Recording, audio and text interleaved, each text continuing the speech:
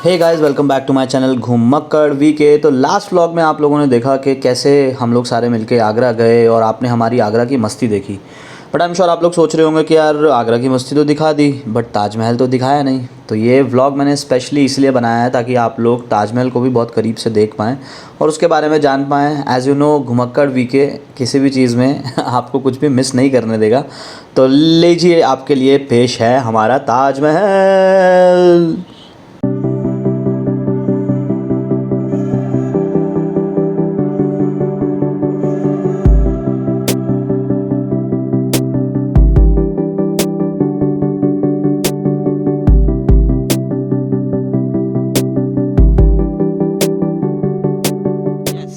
हम लोग फाइनली पहुंच चुके हैं ताजमहल, जो कि आगरा में आप सभी को पता ही है। और हम लोग फटाफट से अभी पहुंच रहे हैं ताजमहल। एज यू नो कि गाड़ियां खड़ी होती हैं बाहर।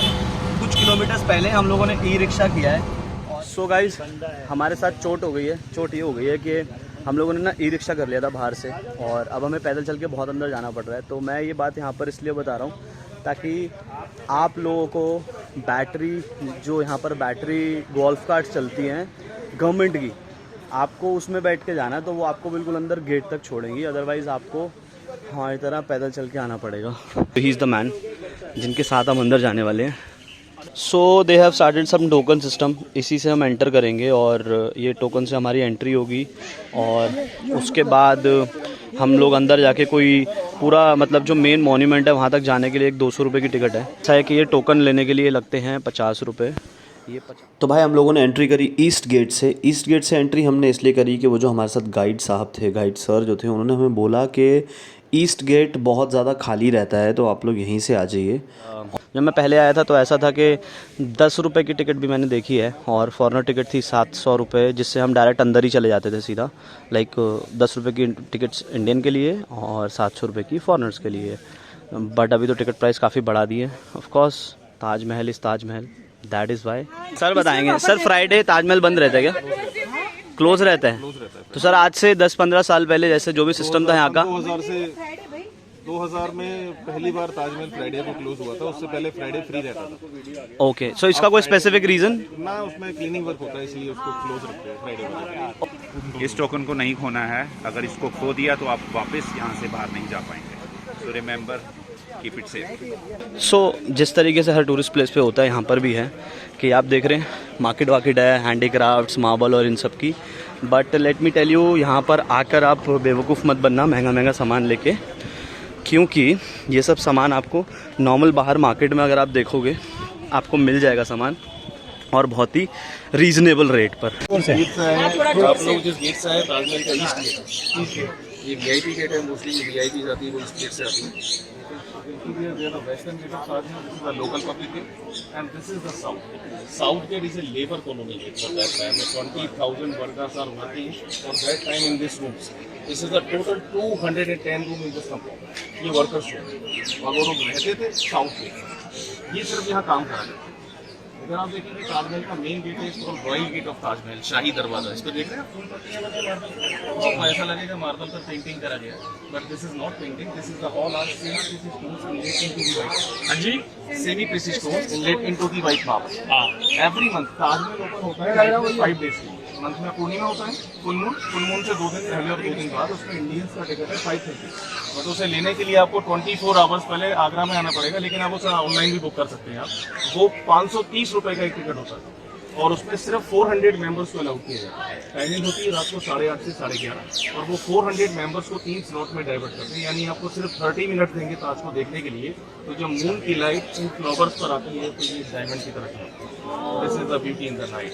But the view are dependent for your luck के वेदर क्लीन होना चाहिए। अगर वेदर क्लाउडी हो टिकट आपका खराब जाएगा। कार, एलिफेंट्स कार, वाई वोट, इस तरह से स्टोन्स को लाया जाता था। आप देखिए थोड़ा सा ऊपर गेट पे डोम्स लगे हैं वाइट कलर में, देख रहे हैं 11 डोम फ्रंट पर लगे हुए हैं। 11 डोम बिल्कुल इसके बैक साइड से दिए गए हैं। ये सिंबलाइज किया गया है ताजमहल 22 ईयर्स में कंप्लीट हुआ। तो एवरी ईयर्स की काउंटिंग के लिए वहाँ डोम्स को यूज़ किया गया। मुमताज़ शी वॉज डाई इन 1630 बुरहानपुर मध्य प्रदेश। जब मुमताज़ के 14वें बच्चे का जन्म हुआ था, डिलीवरी टाइम पर तब उनकी डेथ हुई थी। तो मुमताज़ की बॉडी को 22 साल तक कॉफिन में लेप करके बुरहानपुर में ही रखा गया था। There are a river That's in Madhya Pradesh. Madhya Pradesh. वहाँ एक नदी है ताप्ती नदी। उस नदी के किनारे पे एक बहुत बड़ा बाउंड्री वॉल बनाया था और उसमें छोटे छोटे होल्स किए गए थे। उस समय में वो उन होल्स में दीपक जलाते थे जो बॉडी को कॉफिन में लेप करके रखा गया। एंड जब 22 ईयर्स बाद ताजमहल कंप्लीट हुआ तो मुमताज़ की बॉडी को आगरा लाया गया, बट उस कॉफिन को नहीं खोला बिकॉज वो एक मम्मी हो चुकी थी। तो कॉफिन के साथ शाहजहां ने उनको बरीड किया। So Taj Mahal, this is the biggest mausoleum in the world. You know mausoleum means मकबरा। So this is the tomb of Mumtaz. But Mumtaz ये शाहजहां की थर्ड वाइफ। उनकी पहली वाइफ का नाम था सरहिंदी बेगम। शी द वाइट डोम, वो देखिए पेड़ों के पीछे आपको एक थोड़ा वाइट सा वो दिखेगा, वो वहाँ पर जहाँ से हमने एंटर किया। अभी मैं आगे से दिखा देता हूँ, अभी आपको अभी वहाँ से दिखा दूंगा।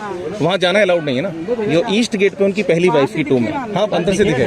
पहली वाइफ की जो टूम है वो ईस्ट गेट पर है। सेकंड वाइफ का नाम था फतेहपुरी बेगम। उनका जो टूम है वो ताजमहल के वेस्टर्न गेट पर है। थर्ड मुमताज़ जिनके लिए ताज कंप्लीट किया गया। ये नॉर्थ साइड है ना? ये नॉर्थ साइड है। तो 1630 में उनकी डेथ हुई थी। 1631 से यहाँ वर्क शुरू हुआ और ये कंप्लीट हुआ 1653 में। 1631 से 1653 इस तरह से 22 साल लगे थे ताज को कंप्लीट होने में। अब देख रहे हैं आप जो ब्लैक राइटिंग लिखा गया, ये अरेबिक है। जैसे हम लोग लेफ्ट से राइट लिखते हैं, राइट से लेफ्ट लिखा जाता है। ब्लैक जो आप देख रहे हैं वो स्टोन लगा है। Now you can see the beauty of this writing. You can see bottom to top the letter size looks like a same, but this is not same. This is a beautiful calligraphy. The bottom size is smaller and the topper size is bigger. यानी नीचे से ऊपर तक उस letters के size को धीरे धीरे धीरे इंक्रीज किया गया, बढ़ाया गया, ताकि हम दूर से भी देखें तो उसका साइज हमें सेम दिखे। तो जिसने इसे लिखा था उनका नाम था अमानत खान शिराजी, जो ईरान से आए थे, जिन्होंने ताजमहल में सिर्फ कैलीग्राफी को कंप्लीट किया। Okay, please come. Black writing Arabic language में। ये शाहजहां के पहले बेटे दारा शिकोह के लिए, उनके 4 बेटे थे, दारा शिकोह, सूजा, औरंगजेब एंड मुराद। तो जैसे आप बिल्डिंग का फ्रंट देख रहे हैं, ऐसे इसके चारों तरफ 4 symmetrical, because Taj Mahal this is the perfect symmetrical building in the world. आप इसे चारों तरफ से कहीं से भी देखेंगे ये बिल्कुल सेम है। इसका जो शेप है क्यूब की तरह। So you know what's the full name of Taj Mahal? No, Mumtaz Mahal. मूम मीन्स ब्यूटी, ताज मीन्स क्राउन एंड महल means palace, beautiful crown palace.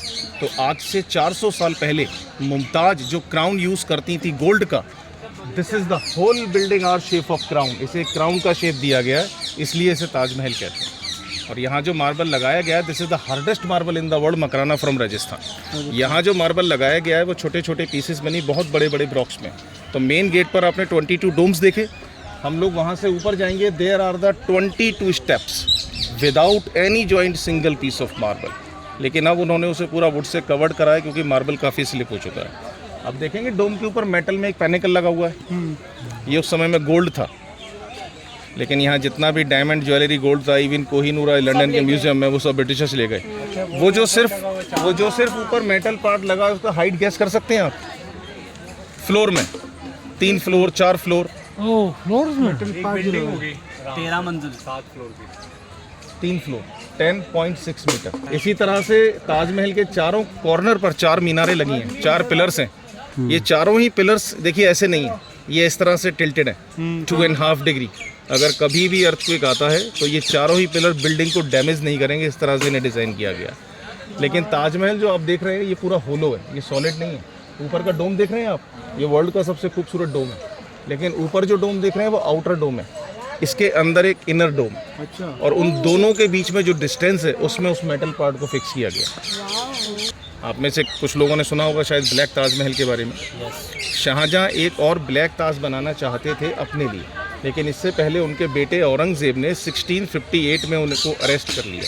तो इस ताजमहल के पीछे यमुना रिवर है, and cross the Yamuna river there are the foundation of black Taj Mahal.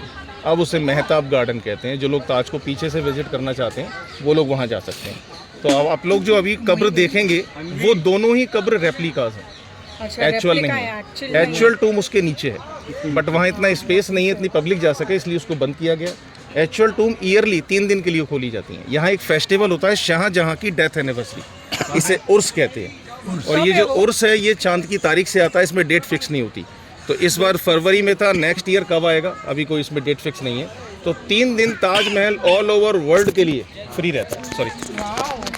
तो उसमें 3 दिन वो जो पब्लिक आती है वो एक्चुअल टूम को देख सकती है, लेकिन उसमें 3-3, 4-4 घंटे लाइन में लगना पड़ता है।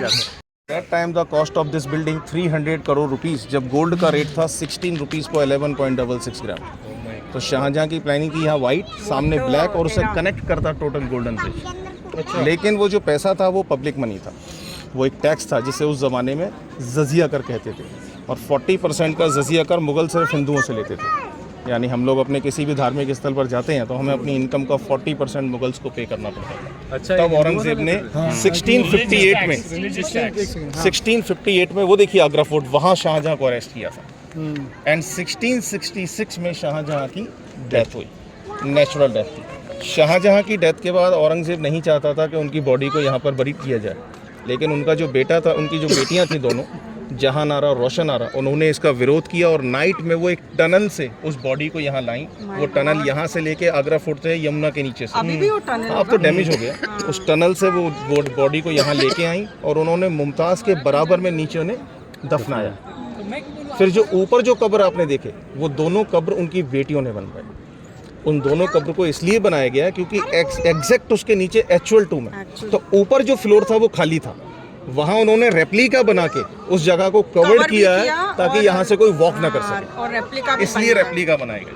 वॉक नहीं कर सकते उनके ऊपर ऊपर से चप्पल पहन के कोई ऊपर फ्लोर पे से ना निकला, इसलिए उन्होंने उस जगह को कवर किया, रेप्लिका बना। अब आप यहाँ से देखिए पिलर दोनों बाहर की तरफ टिल्टेड है, इनमें राउंड के स्टेप से ऊपर जाने के लिए उस समय में यूज आता था लाइक ए वॉच टावर, क्योंकि ये सिर्फ एक टूम है तो यहाँ कोई रहता नहीं था। वो लोग रहते थे आगरा फोर्ट में, वो लोग यहाँ नमाज के लिए आते थे अपने ये वाला वो गेस्ट हाउस दरवाजे बने। हाँ, ये गेस्ट हाउस है, ये मॉस्क है इस तरफ, ये काम गेस्ट हाउस। अब ये दोनों बंद है पब्लिक के लिए, ऊपर आने इनमें।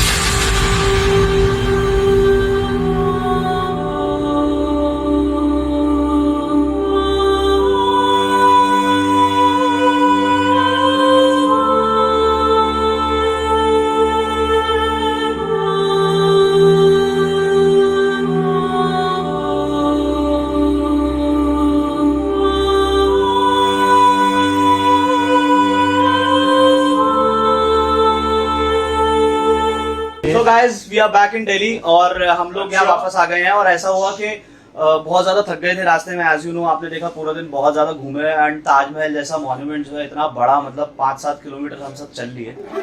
सो don't forget to subscribe my channel and please like the video and comment बहुत सारे कमेंट्स कीजिए, बहुत सारा प्यार कीजिए भाई, प्यार मिल नहीं रहा है, बहुत कम आ रहा है। तो सी यू सून।